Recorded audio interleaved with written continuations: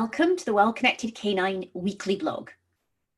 This week, I'm going to be talking all about a colour checking system, why it might be useful for us as humans, and what, if anything, we could potentially use as an equivalent for our dogs.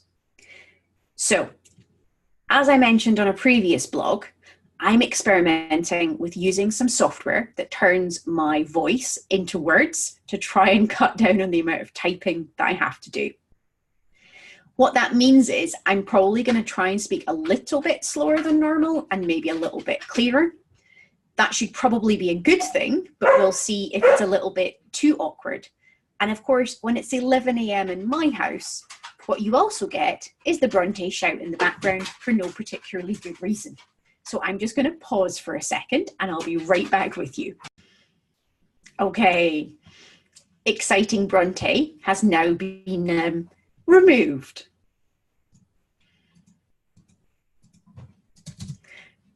So we were talking about the colour check system. So I'm going to tell you why we thought we needed it, first of all, and then we're going to talk a little bit more about what it is.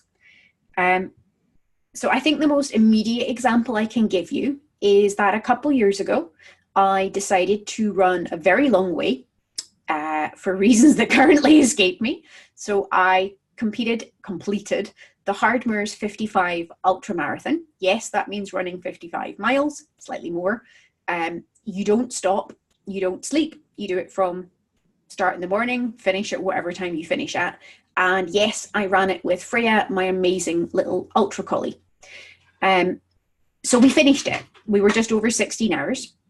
But the thing is, I was absolutely certain that I was going to pull out. And the only reason that I didn't pull out is apparently I forgot to tell my support crew. So at the last checkpoint when I met them, I was moving very slowly. So I'd made all the cutoffs before then, but I was moving very slowly because I had some really horrific blisters on my feet. My knees were absolute hell. My calves were not much better. And I was incredibly tired. And my batteries and my head torch were starting to go as well. And I was like, I just don't think I can do the last stretch. By this stage, it was 9:30, 10 o'clock at night. I had been going at that stage for over 12 hours. So yeah, pretty tired. Came into the checkpoint, asked for some stuff like painkillers and some ice gel to help with my aches and pains. Had every intention of just stopping. And apparently I forgot to say that I wanted to stop. And it was only about half an hour later, when I was on my way up yet another sodding hill, that I was like, why am I still here? I'm sure I decided that I was going to stop. So clearly something had gone wrong. And the thing that had gone wrong was that I didn't have any way of telling or explicitly checking in with my support crew. So in that state where you're really tired or you're really struggling and actually verbalizing things is difficult, it didn't work so well. Now, the challenge, of course, is that if you are an individual, whether that's a person or a dog, who is motivated, who is trying really hard to cope with a situation, it can actually be quite difficult to say, I'm not doing okay, or this is a problem. It's also a problem if, for example, this is a story from a friend of mine, you're on a big, long, multi-day walking holiday. You're walking between 20 and 30 miles a day. And obviously you have little escape routes just in case you can't keep going. But 1 minute, everything is fine. And then you're at the top of a hill and one of your walking groups says, I'm going to need to pull out. My feet are really, really sore. I can't keep going. And essentially, we had no idea there was a problem until there was a problem. And now we have to try and get this person off the hill, get them back to safety, and all the rest of it. So that's two examples of situations where not being able to verbalize how you're feeling can actually have quite a big impact. From this, the people that I go walking with and hiking with came up with what they call a colour check system. And basically, that means that you make sure we explicitly check in with everyone at each break point or each important point, and we ask, what's your colour? And it's dead simple. So your colour is green. Everything is fine, hunky-dory.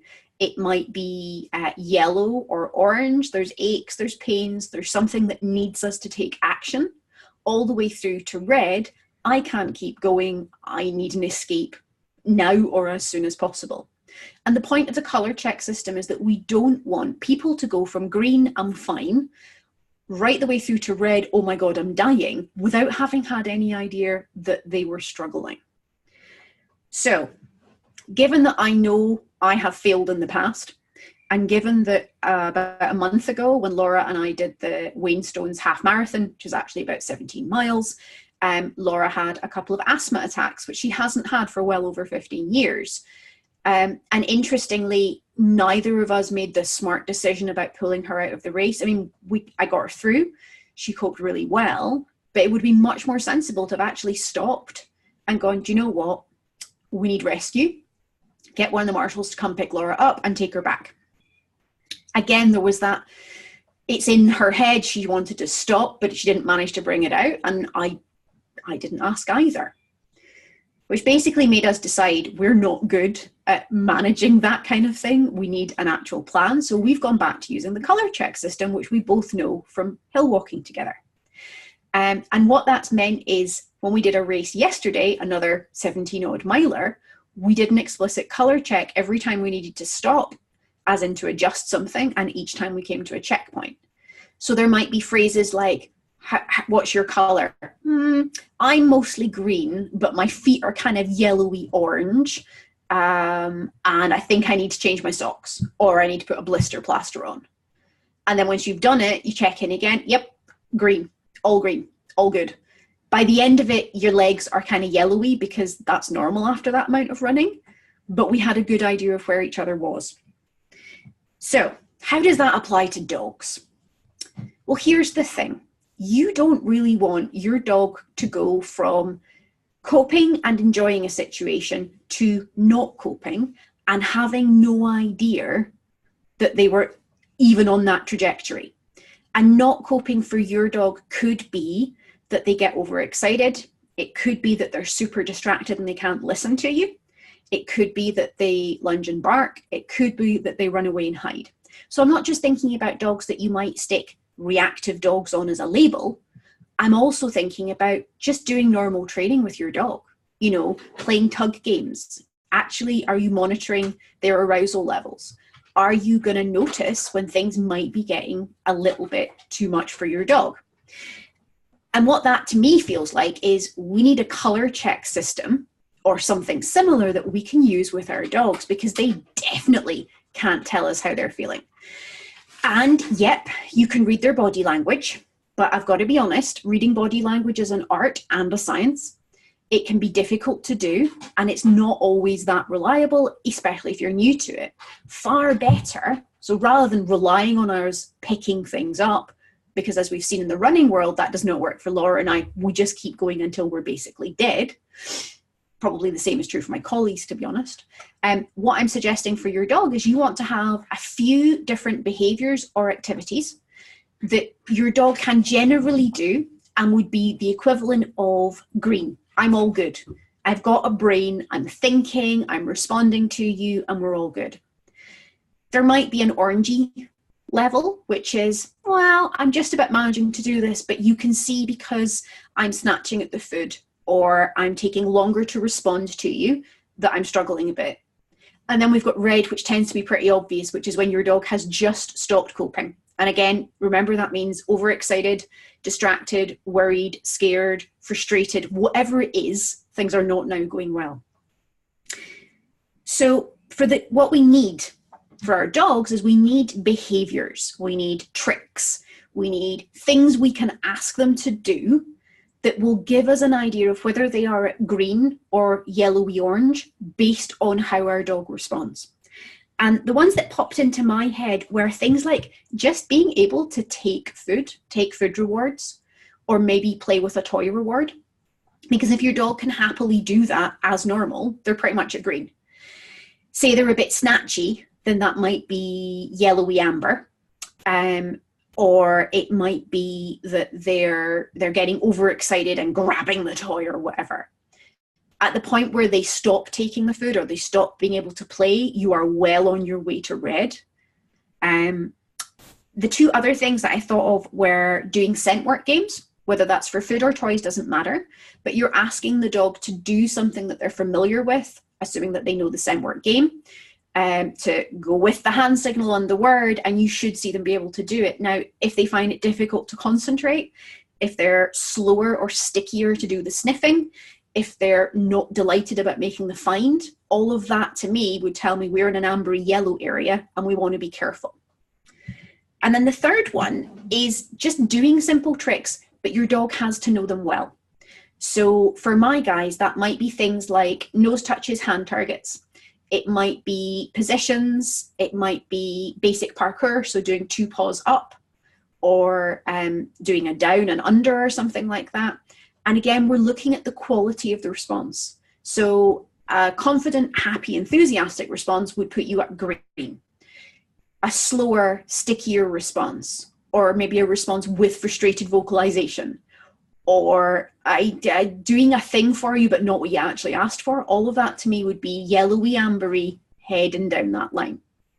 So the basic proposal is that the color check system works well as a system to explicitly check in on, for humans, your own internal status, both mental, physical, and emotional. We could potentially do something similar with our dogs, which would help us to notice when we're getting towards the yellowy ambery region, rather than feeling like we've fallen from green, everything's fine, into red, my dog has no brain. If you get yellowy ambery color, for both humans and dogs, the thing is, what action do I need to take now? So for me, it's very often about changing my socks or switching blister plasters. For your dogs, it might be, do I need more space? Do I need a break from the class environment? Do I need some body work or T-touch to help me relax and reconnect with my body? But if you get to yellow or amber, there needs to be things that you can do that will bring the dog back down to green. So today's blog has been all about the idea of a color check system and how we might adapt that to use with our dogs. I would love to hear from you if you do something similar. There are other related ideas, which are like start button behaviors, if anybody's familiar with those terms. But I like the idea of having a sliding scale and then adding little interventions in to help bring our dogs back towards the green, comfortable, relaxed end.